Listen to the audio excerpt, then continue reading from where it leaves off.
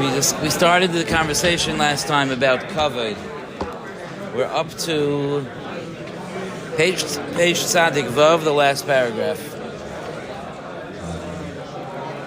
So we started this already, but let's just read quickly. V'hinei dibarnu ad atom min ha'achna u'min ha'boishes. We spoke until now about hachna and boishes, about anova, shyness in front of the greatness of Hashem.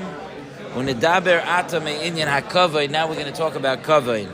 So we took a little detour last time to talk about our own personal kavod, but now we're going to talk about giving kavod. Hine kvod ha-mitzvah v'yikara. The honor of a mitzvah and treating it with preciousness, treating it with value. Kvar hizhirunu olav chachamenu zechronim levracha. Chazal already told us about this in the end of Masechta Shabbos. Very, very famous. Zeh keli ve'anveyu. So this is there are many different perushim in the Mefarshim of what the word anveyu is. Zeh keli. When Klal Yisrael were crossing the Yam Suf, so they pointed, kaviyachol, they pointed to Hashem. Zeh keli. That's my Hashem. It was the closest a human being ever came to being able to be that close to the Shechina. They saw more. There were Nevi'im that saw kaviyachol, what the entourage of HaKadosh Baruch Hu looks like, which is known as Maisa Merkava, which is like the deepest of the deep. Like there is nothing in Torah that we have that was given to us that's deeper than Maisa Merkava. And Klal Yisrael by the Yam Suf saw more than that. And they said Zeh. Whenever you say Zeh, you're pointing. Zeh Keli. And their reaction to Zeh Keli was Ve'anvehu. And one of the perushim of Anvehu is that I will honor it, I will make it beautiful. And it's an understandable thing. When they saw the splendor, the glory of HaKadosh Baruch Hu, they decided that in every area of their life, whenever they're doing a mitzvah, whenever they're doing anything that involves serving Hashem, they're going to treat it with tremendous kavod, because they just saw this explosion of what the honor of Hashem is truly like, and they recognize that there's nothing that we could ever do to give HaKadosh Baruch Hu the proper kavod. What we can do is show our ratzain to give kavod. So his snoel lefanav b'mitzvahs, to make it noeh, to make it nice, to make it beautiful. How we're doing mitzvahs. Tzitzis noeh, to have beautiful tzitzis. Tefillin noeh, beautiful tefillin. Sefer Torah noeh, a beautiful Sefer Torah. Lulav noeh. This is part of the din of Hiddur, right? This is the sugya in the beginning of Lulav Agazel that discusses that even though there's a din in the din of Lulav and Esrig of Hadar, right? Because it says Ulakachtem lachem b'yom harishon pre-8 Hadar, that you should take a beautiful peri and the Daled Minim should be beautiful. But the Rishonim there discuss that besides for that, there's a broad halacha that applies to all mitzvahs, which is to do them in a beautiful way. V'chein amru hidur mitzvah ad shlish. They say that you should pay up to a third extra so that the mitzvah should be beautiful. Ad kan to a third of one's possessions, actually. Ad kan mishaloi, up to there is what he gives from himself. Mikan v'eilach mishal HaKadosh Baruch Hu, and from then on, then HaKadosh Baruch Hu gives. In other words, there's a chiyuvim of how much you should add to make your mitzvahs beautiful. Harei, Moshe Chaim Lutzato analyzes these Gemaras, and he says, Das sifseiseim zechronim levracha bara milelu. The opinion was explicitly spoken in their word. You don't have to think too deeply into it. It's very clear from the words of Chazal. She'ein dai ba'asais ha-mitzvah levad.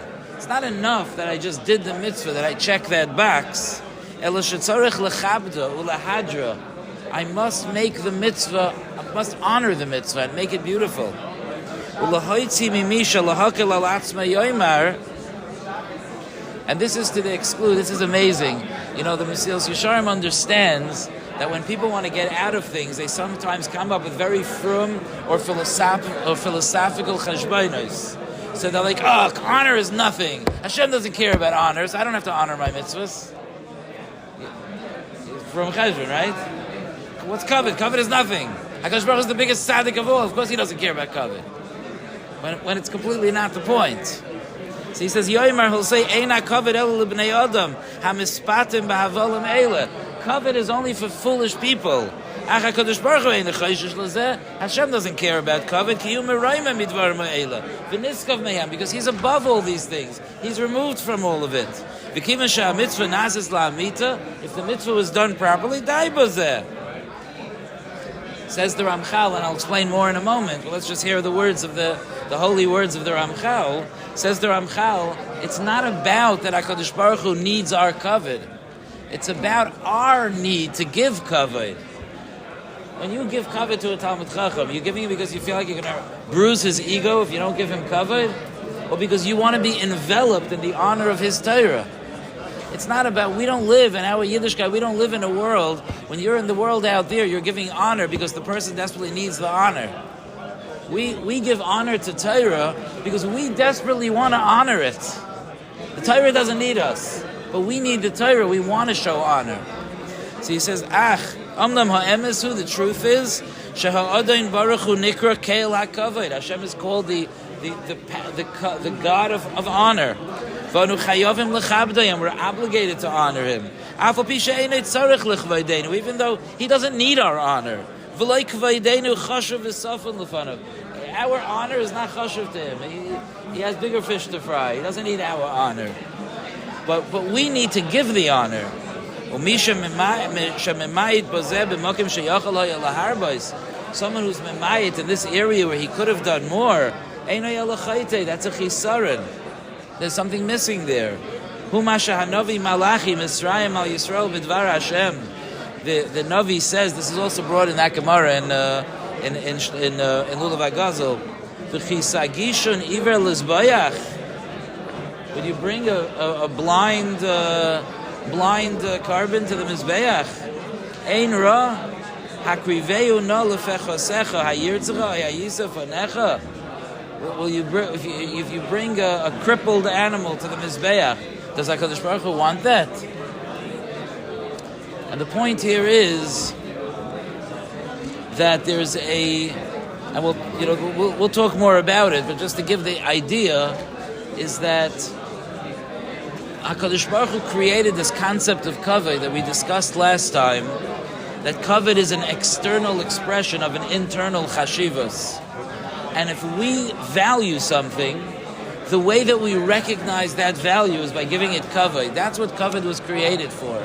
When a Talmid Chacham walks into the room and we stand up, or when the Sefer Torah is taken out of the Aron Kodesh and we stand up, when we won't touch the klaf of the Sefer Torah, we'll use the talis if we have to touch the klaf.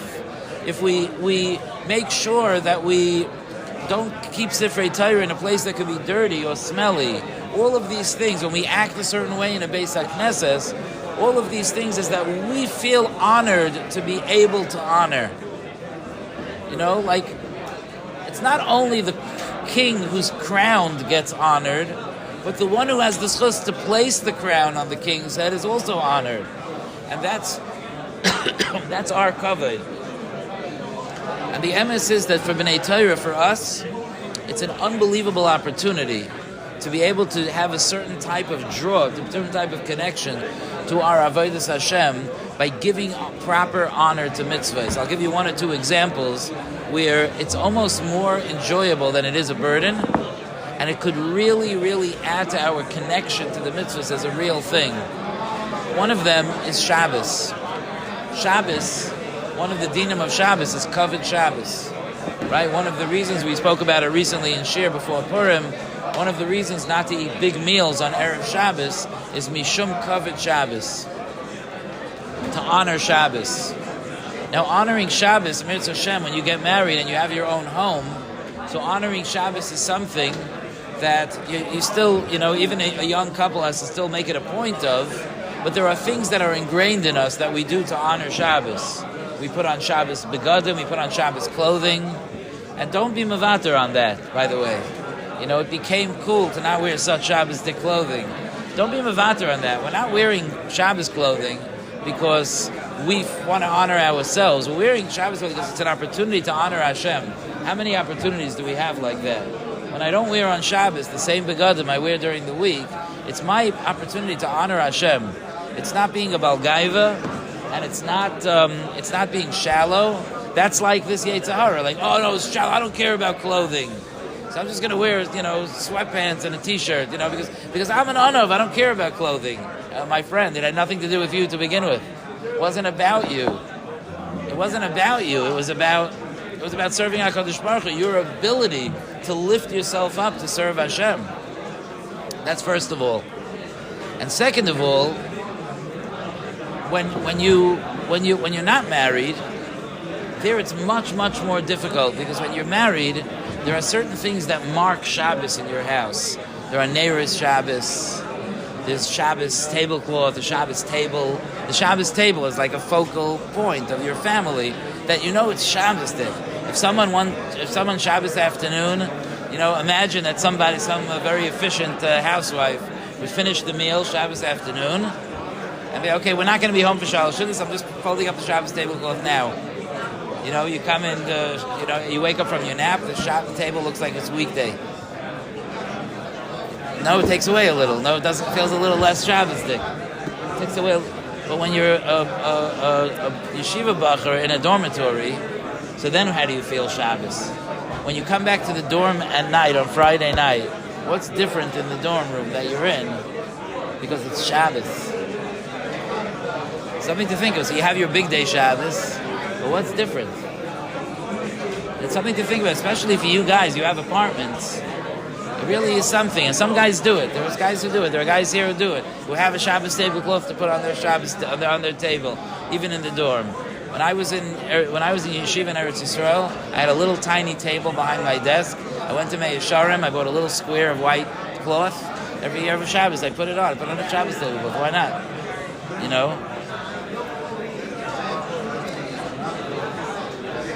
Honoring mitzvahs helps us value the mitzvahs, and when we value the mitzvahs, we feel drawn to them. They make us feel chashuv when we do them, and it allows us to continue to do those mitzvahs. So we have to be very careful. Sometimes we live in a very stripped down society. Like we want to strip, like I could just do the mitzvah, on Hilchos Pesach, the night of Cheros. Very, very interesting. So it used to be back in the day that Christians don't hold of lending money. They're not allowed to lend money, I think.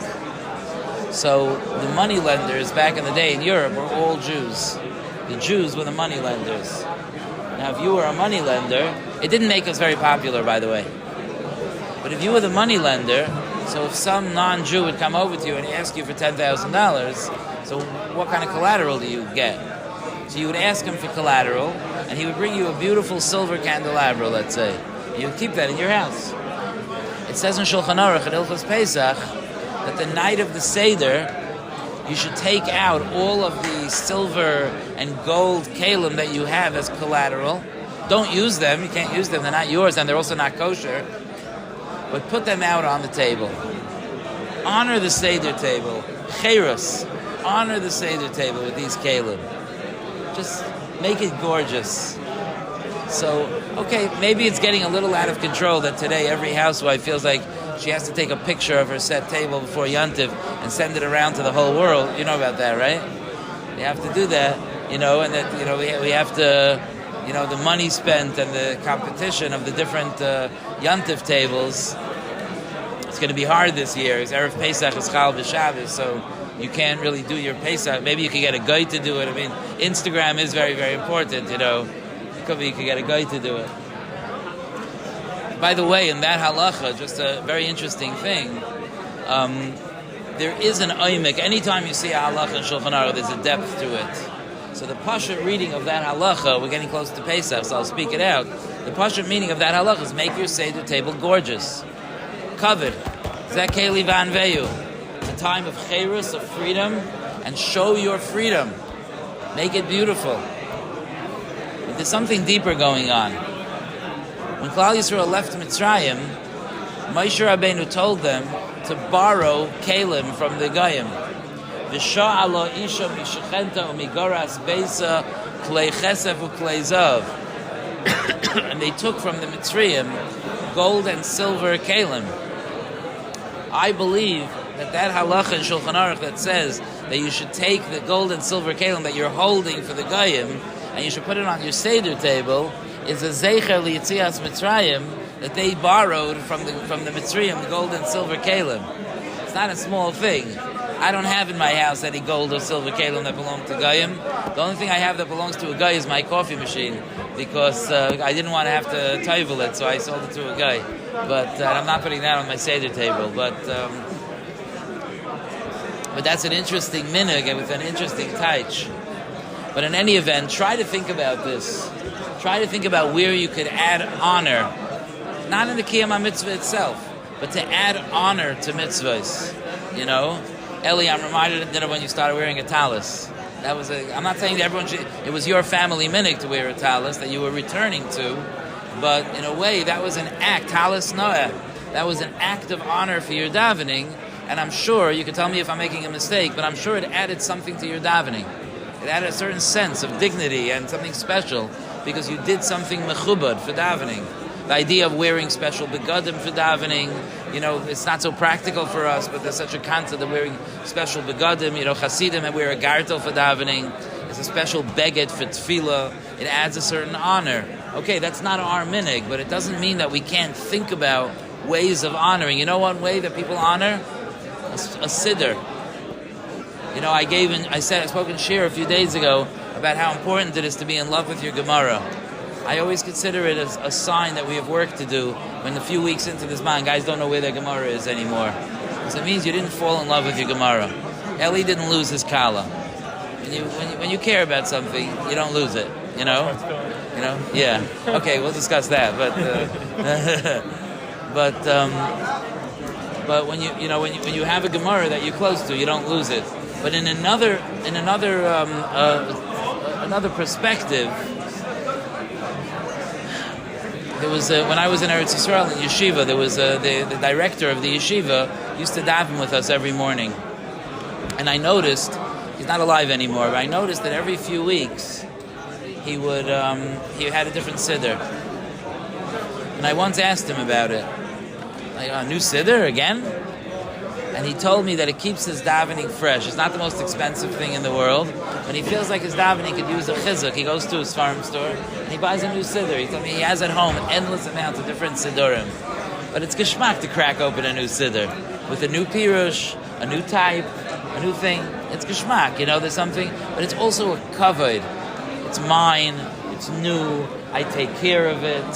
It's a kavod. My son is here now. I mean, in my family, it became some kind of a tradition. I didn't start it; they did. That the older brothers buy the new bar mitzvah bacher a siddur. That's their thing, right? You started it, I guess. But that idea, like, you remember when you were bar mitzvah? You know, the new tefillin bag, the new siddur. If you got a new siddur with your name on it, there's a kavod to that. Don't grow out of that. Don't grow out of that. I could just grab a siddur off the shelf. Don't do that. I don't have over here my own siddur, even though I kind of co-opted the old Chazan siddur. I like to daven out of a big siddur. If you look at my shtender, you'll see I took I kind of borrowed it, like Vishala Isha Mishchenta. I borrowed it from the yeshiva. But in my shul and at home, I have in the downstairs shul and in the upstairs shul my own siddur that stays on my shtender. I fell in love a few years ago with the Vilna Magid, not the Vilna Goyen. The Vilna Magid. Vilna had a Magid.